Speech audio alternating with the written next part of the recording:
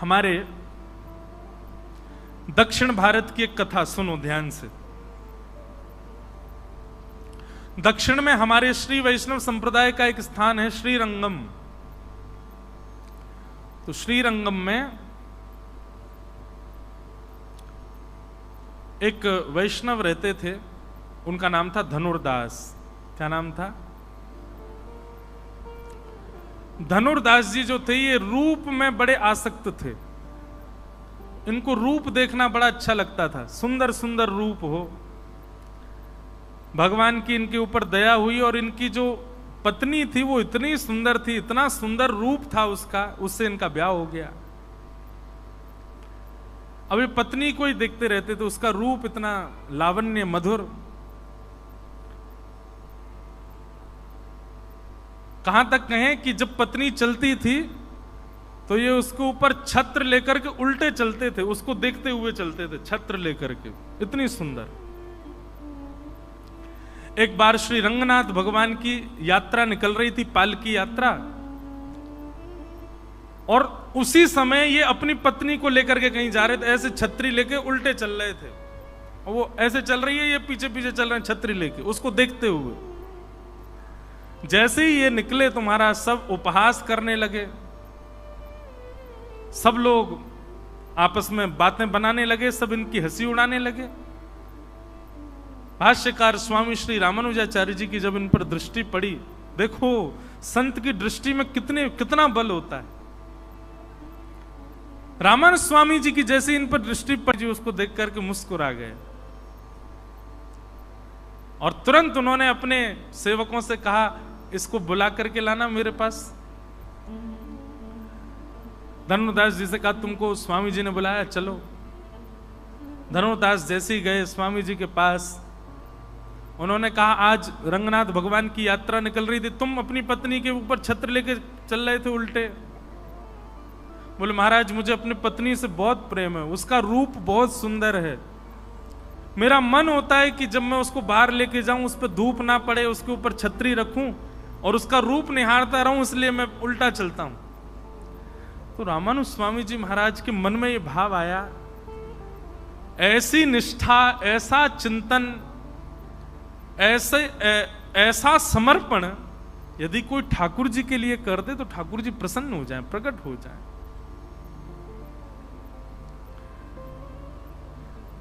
रामानुज स्वामी जी ने कहा, यदि तुम्हारी पत्नी से सुंदर यदि तुमको कोई दिख गया तो क्या करोगे? तो धनुर्दास बोले, हो ही नहीं सकता, मेरी पत्नी से सुंदर कोई नहीं होगा संसार में। बोले रामानुज स्वामी जी बोले, अगर हमने दिखा दिया तो? बोले, मैं वचन देता हूं सदा सर्वदा के लिए अंतिम प्राण श्वास पर्यंत उसका दास हो जाऊंगा, अगर मेरी पत्नी से सुंदर कोई हो तो। आचार्य की बात तो ठाकुर जी मानते हैं। रामानुज स्वामी जी ने तुरंत हाथ जोड़ करके ठाकुर जी से प्रार्थना की, नाथ योग्य है आपकी भक्ति के, क्यों? इसमें गुण पूरे हैं, निष्ठा पूरी है, समर्पण पूरा है, बस संसार के प्रति है। आपके प्रति हो जाए तो एक नंबर भक्त है आपका, कृपा करके इसको दर्शन करा दो। इतने में ही शंख चक्र गदा पद्म धारण किए श्रीमन नारायण भगवान सिर पर मुकुट धारण करके सुंदर मणियां जड़ित हैं, और ऐसे कमल नेत्र भगवान मंद मंद मुस्कुराते हुए जैसे ही प्रकट हुए, रामानुजाचार्य जी बोले, देखो दर्शन करो। धनुर्दास ने जैसे ही दर्शन किया, आहा क्या वर्णन करें उस रूप का। वो तो देखता ही रह गया, देख करके मंत्रमुग्ध हो गया, आनंदित हो गया। एक क्षण दिखने के बाद ठाकुर जी अंतर ध्यान हो गए। जैसे ही ठाकुर जी अंतर ध्यान हुए, रामानुजाचार्य जी के चरणों में गिर गया, मुझे फिर दिखा दो, फिर से दर्शन करा दो। रामानुजाचार्य जी बोले, अब सदा के लिए इनके दास बन जाओ, जैसे अपनी पत्नी के दास बन गए ऐसे इनके दास बन जाओ। अब तो महाराज उसके चित्त में ऐसी भावना आ गई कि अब पत्नी का रूप सुहाता ही नहीं है उसको, बल्कि घर गया, पत्नी को ही लेके आया। पत्नी बोली, आज छतरी नहीं उठाओगे? बोले, नहीं, छतरी वतरी नीचे, ऐसी चलो तुम। रामानुज स्वामी जी के चरणों में जाके कहा, इसको भी उन्हीं का दास बना, तो दोनों मिलके भजन करेंगे। स्वामी जी की कृपा से दोनों दंपति भगवत भक्त हो गए। अब बताओ, धनुर्दास का ना तो भजन था, ना तो नाम जप था, ना जीवन में कोई भी ऐसी योग्यता थी, केवल भजनानंदी महापुरुष की दृष्टि पड़ गई और उससे उसके चित्त में भजन भाव प्रकट हो गया। भगवान यही तो कह रहे हैं यहां पर, मैया मन को सुधारने का एक ही तरीका है, जो मेरा स्मरण करते हैं, मेरा भजन करते हैं, मेरा चिंतन करते हैं, मेरे ध्यान में सदैव रहते हैं, उनके बीच में जाया करो। क्या पता कब वो प्रेम भर के तुमको देख लें। उनकी कृपा से ही मन सुधर सकता है मैया, और कोई उपाय नहीं मन को सुधारने का।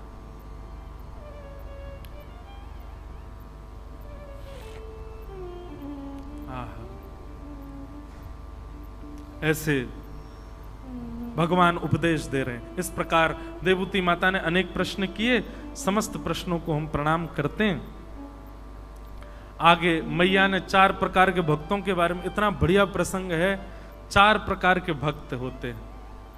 भगवान से पूछा गया आपको कौन से प्रिय होते हैं, तब ठाकुर जी ने अपने प्रिय भक्तों के बारे में, मुझे कौन प्रिय लगते हैं, उनके बारे में बताया। 4 प्रकार के भक्तों के बारे में तो हम नहीं करते चर्चा, बड़ा होगा विषय। भगवान को जो प्रिय हैं उनके बारे में सुन लो। ठाकुर जी कह रहे हैं कि सालोक्य साष्ट सामीप्य सारूप्यैकत्वप्युत दीयमानं न गृह्णन्ति बिना मत्सेवनं जनाः।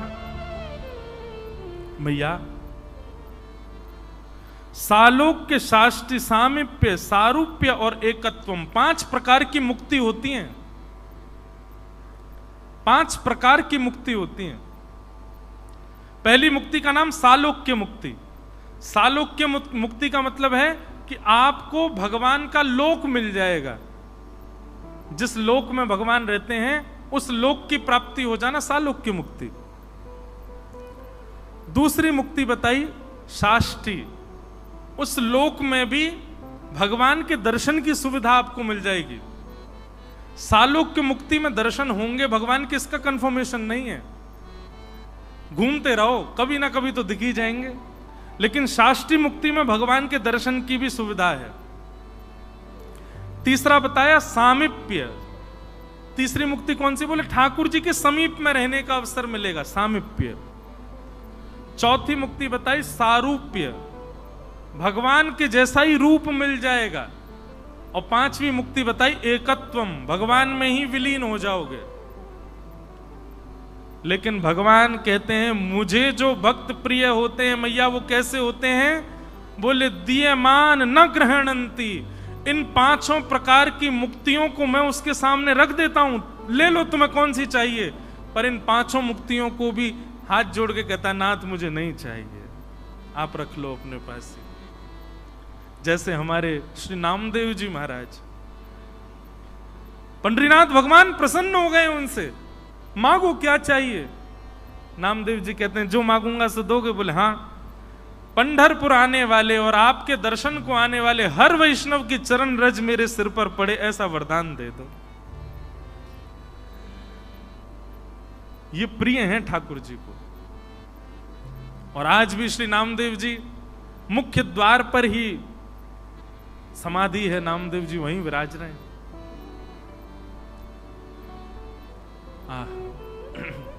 ऐसी भक्ति, ऐसा प्रेम मांगने वाले हमारे ब्रज में गाते हैं, कहा करूं वैकुंठ ही जाए जहां नहीं नंद जहां नहीं यशोदा, जहां नहीं नंद जहां नहीं यशोदा, जहां नहीं गोपी ग्वाल और गाए, कहा करूं वैकुंठ जाए, कहा करूं वैकुंठ ब्रजवासी गा रहे हैं, बोले हम क्या करेंगे वैकुंठ जाके, हमें ना ही चाहिए वैकुंठ। एक कथा आती है भागवत में ही कि एक बार ब्रजवासियों को पता चल गया कि ठाकुर जी भगवान है। सब ब्रजवासियों ने ठाकुर जी को घेर लिया, बोले लाला तू भगवान है? ठाकुर जी बोले मैं कहता रहूं कि मैं भगवान हूं तब तक तुम मानो ना हो, और अब अपने आप बोल रहे हो कि मैं भगवान हूं। वो नाला सांची बता तू भगवान है? ठाकुर जी बोले हम मैं हूं तो। बोले लाला एक काम करेगा? बोले हाँ, नेक अपने वैकुंठ को दर्शन कराए दे हमें। सब ब्रजवासी बोले अपने वैकुंठ को दर्शन करा दे। ठाकुर जी बोले चलो सबको दिखा के लाऊं, और सब ब्रजवासियों को लेकर के ठाकुर जी वैकुंठ गए। वैकुंठ का दर्शन कर रहे हैं ब्रजवासी। आहा, सुंदर सुंदर अप्सराएं खड़ी हैं, जय विजय पार्षद भगवान के आगे नतमस्तक हो रहे हैं। सूर्य चंद्र आदि सब देवता वहां पर हाथ जोड़ करके खड़े हैं। डुमडुमियां बज रही हैं, नगाड़े बज रहे हैं, ढोल ताशे बज रहे हैं, सुंदर ब्यार बह रही है, सुंदर सुंदर पुष्प वृक्ष आदि नदियां, अद्भुत। भोजन की इच्छा हो गई, 56 भोग प्रकट हो गए। सोने की इच्छा हो गई तो अद्भुत कक्ष प्रकट हो गया। ऐसे सुंदर वैकुंठ का दर्शन किया सब ब्रजवासियों ने, और पूरे वैकुंठ का दर्शन, भोग विलास की सारी सामग्री वहां पर, कोई कमी नहीं है। मधुमंगल श्रीदामा तो बिस्तरन पर कूद कूद के देख रहे हैं, बोले लाला ये तो बहुत जोर के हैं, हम तो यहीं सो जाएं। नदी का जल पान करते हैं, ऐसा शीतल जल महाराज कि पूरा गला से लेके नीचे तक तर हो जाए। प्रसाद ऐसा तो स्वाद आज तक चखा ही नहीं किसी ने, इतना सुंदर प्रसाद। व्यवस्थाएं देख करके सब ब्रजवासी आनंदित हो गए।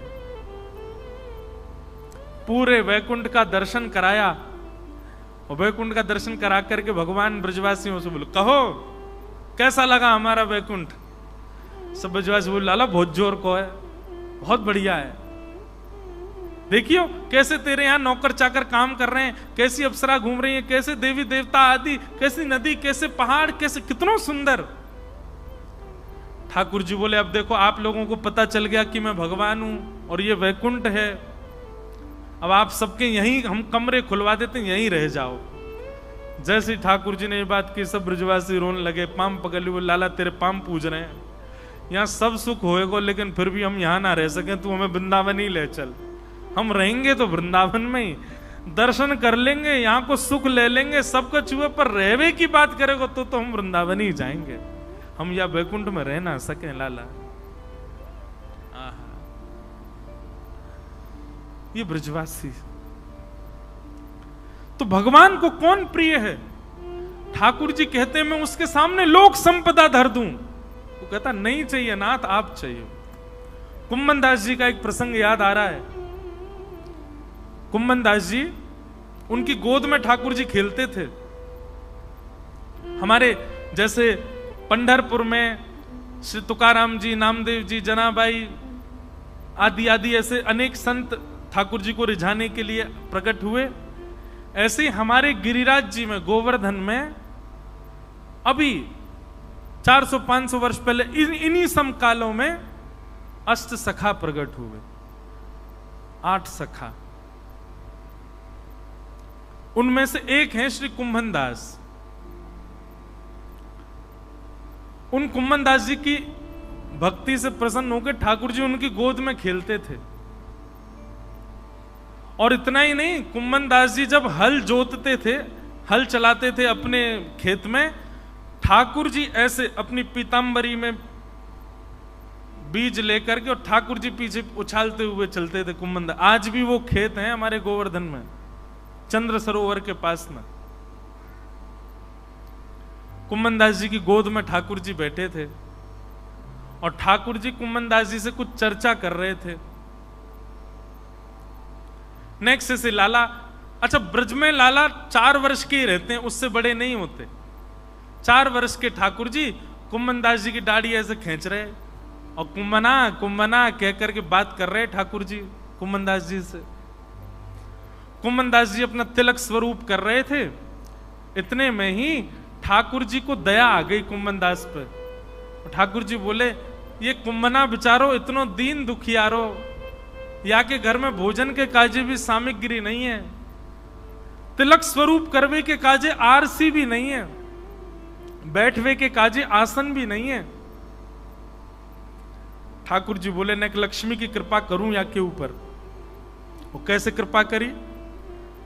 एक बहुत बड़ा राजा अपनी आधी संपत्ति दान करने के लिए आया ब्रज में, और वो ढूंढ रहा था कोई भजनानंदी संत मिले तो उसको मैं आधी संपत्ति दे जाऊं। उसने किसी से पूछा तो किसी ने 2-4 नाम बताए, उनमें से एक कुम्मनदास जी का नाम बताया। बोले वो भजनानंदी संत है, उनको दे दो। यहां ठाकुर जी कुम्मनदास जी की दाढ़ी से खेल रहे थे, मन में सोच रहे थे या पे ने कृपा करूं। इतने में ही राजा कक्ष में प्रवेश करता कुम्मनदास जी के में, और जैसे ही राजा आया ठाकुर जी अंतर ध्यान हो गए वहां से। कुम्मनदास जी की स्थिति क्या है? कहां चले गए? अरे लाला तुम कहां चले गए? ढूंढने लगे। अरे मेरो लाला कहां चलोगो? पर्दा उठा करके देखें, ऊपर झांक करके देखें, बाहर खिड़की से झांक, मेरो लाला अभी तो कछु कह रहे हो, मेरी दाढ़ी ते खेल रहे हो, कुम्मना कुम्मना कह रहे हो, कछु कहवे वारो, जन कहां चलोगे हो? राजा अंदर आया, अंदर आकर के बोला महाराज मैं आपके चरणों में प्रणाम करता हूं, मैं फलाने जगह का राजा हूं, अपनी आधी संपत्ति दान करना चाहता हूं आपके चरणों में।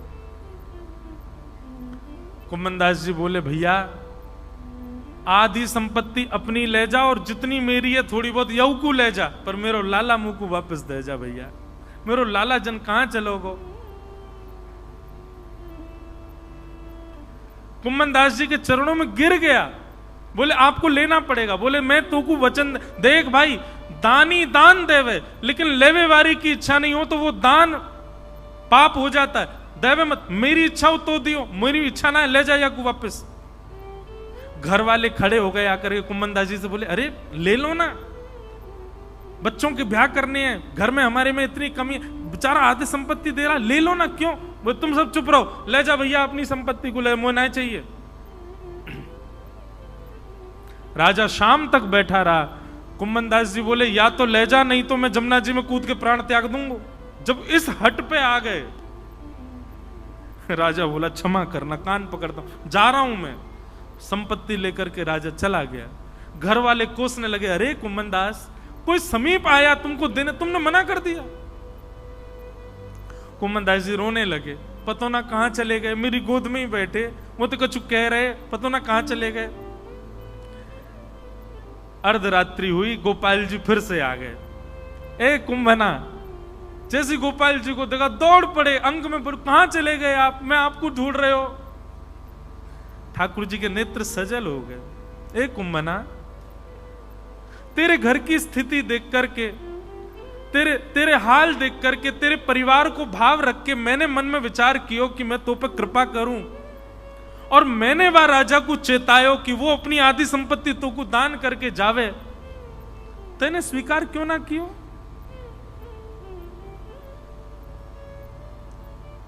कुम्मनदास जी का उत्तर इतना सुंदर। कुम्मनदास जी कह रहे हैं, बोले जय जय, यदि मैंने संपत्ति ले ली होती तो आप मोसों दोबारा पूछवे मेरे पास नहीं आते। मैंने अस्वीकार करी, यही मेरी गोद में दोबारा बैठे। मैंने लेवे से मना कर दियो, यही मारे आपके मन में चिंता प्रकट भई और आधी रात आप चले आए। यदि संपत्ति ले ली होती तो आपको भी यूं लगती अब कुम्मनदास ठीक है, वाकू करन दो अपनो काम, आप दूसरी लीला में चले जाते। मेरे लैया सर्व संपत्ति तो आप हो नाथ, आपसे बड़ी संपत्ति मेरे काज कोई नहीं। ये प्रिय हैं ठाकुर जी को। पंडरीनाथ भगवान के वीवीआईपी दर्शन के कार्ड मिल जाएं और तभी कोई घोषणा कर दे पंढरपुर में एक बहुत बड़ा फिल्म सितारा भी आया हुआ है, और जहां आप रुके हो वहीं रुका हुआ है, आपके ऊपर वाले कमरा में रुका है। उससे मिलने का समय भी 8 बजे का है, मंदिर जाने का भी 8 बजे का समय। बताओ क्या करोगे? मंदिर नहीं जाओगे। यहीं तो पड़े हम 7 दिन है, आज तो कल कर लेंगे दर्शन, आज तो उससे मिलने।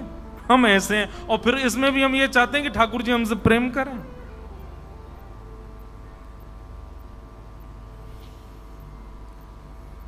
इस प्रकार कपिल भगवान ने अपने प्रिय भक्तों के लक्षण बताए। आगे भागवत में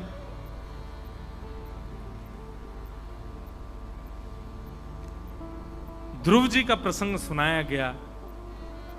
भगवान के परम भक्त श्री ध्रुव जी महाराज, जिन्होंने बाल अवस्था में ही वन में जाकर के ऐसा भजन किया कि ठाकुर जी उनके भजन से प्रसन्न हो गए, और प्रसन्न होकर के 5 महीना में ही प्रकट होकर के कहा वरदान मांगो। ध्रुव जी महाराज ने ठाकुर जी से वरदान मांगा है। योऽन्तः प्रविश्य मम वाचमिमां प्रसुप्ताम् संजीवयत्यखिल शक्तिधरस्वधाम्ना अन्यांश हस्तचरणश्रवणत्वगादीन् प्राणान्नमो भगवते पुरुषाय तुभ्यम्। हे नाथ, मैं आपको अपने सर्वांगीण अंग से प्रणाम करता हूं। भगवान बोले कुछ मांगो तो सही। तब ध्रुव जी महाराज एक वरदान मांगते हैं। भक्ति मुहु प्रवहताम त्वयि में प्रसंगो भूयादनंत महताम अमलाशयानाम येनांजसौल्वणमुरुव्यसनं भवाब्धिं येष्ये भवद्गुण कथामृतपानमत्त। हे नाथ, मुझे एक ही वरदान दे दीजिए, क्या आपकी कथा सुनने का मुझको व्यसन हो जाए। व्यसन समझते हैं? एडिक्शन। इतना सुंदर सूत्र मिलता है श्री ध्रुव जी महाराज की स्तुति से। मैं कथाओं में कभी कभी कहा करता हूं, संसारी लोग कैसे होते हैं? वो दुख में भी संसार को भोगते हैं, सुख में भी संसार को भोगते हैं। आज मेरा मन बहुत दुखी है, क्या करोगे? बोल आज तो मैं 1 बोतल पीऊंगा। आज मेरे यार की शादी हुई है, आज तो मैं जरूर पीऊंगा। आज मैं एग्जाम में पास हो गया, फर्स्ट रैंक आई है, क्या हुआ? आज तो पार्टी होगी, पिएंगे। आज क्या हुआ? आज मैं फेल हो गया, आज तो पीनी पड़ेगी, भाई दुखी हूं बहुत ज्यादा। आज मेरा ब्याह है, आज तो पीनी पड़ेगी।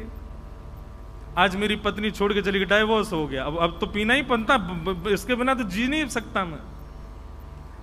व्यसनी संसारी व्यक्ति क्या करता है? सुख में भी व्यसन भोगता है, दुख में भी व्यसन भोगता है, और केवल बहाने ढूंढता है।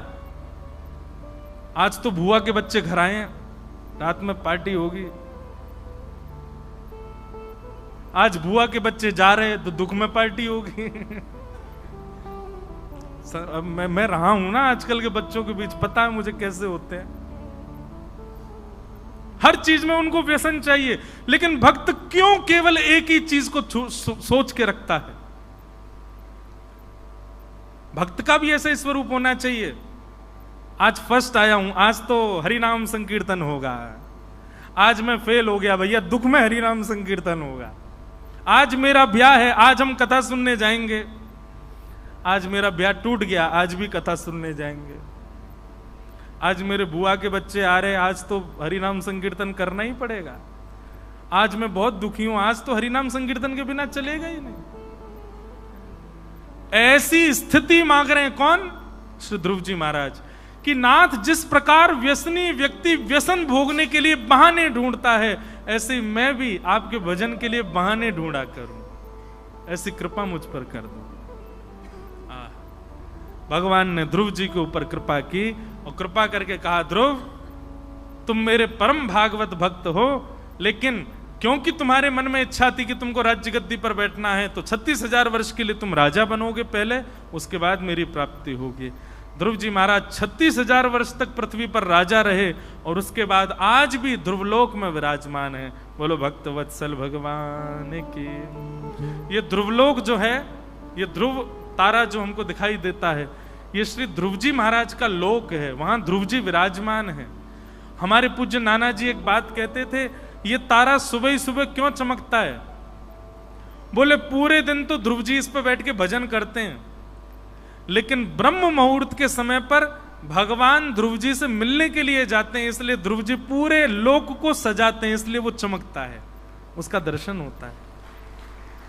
हमारे पूज्य नाना जी कहते ब्रह्म मुहूर्त में उठ करके ध्रुवलोक का दर्शन करने हो तो आप ये विचार कर सकते हो ध्रुव तारे को देखते समय कि इस वक्त नारायण भगवान यही हैं।